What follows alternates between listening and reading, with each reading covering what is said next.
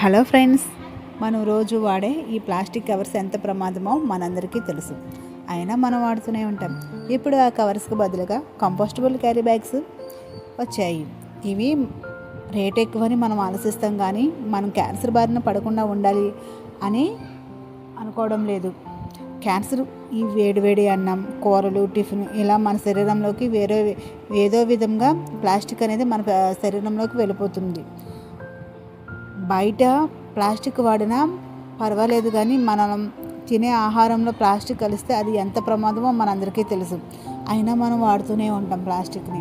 ఎందుకంటే ప్లాస్టిక్కి ప్రత్యామ్నాయంగా ఏమీ లేదు కాబట్టి. ఇప్పుడు మనకి ఈ కంపోస్టబుల్ క్యారీ బ్యాగ్స్ వచ్చినాయి. ప్లాస్టిక్ ఇవి 120 డేస్లో భూమిలో కానీ, గాలిలో కానీ, నీటిలో కానీ కరిగిపోతాయి. వీటి వల్ల మనకి ప్రమాదం అనేది లేదు. కాబట్టి మనం ఈ కంపోస్టబుల్ క్యారీ బ్యాగ్స్ వాడదాం, పర్యావరణాన్ని కాపాడుకుందాం. ప్లాస్టిక్ కవర్స్ వాడితే మన తరతరాలు కూడా అవి అలాగే ఉంటాయి. ఇవి అయితే ఒక 3 నెలల్లోనే ఇవి అనేది కరిగిపోతాయి అన్నమాట.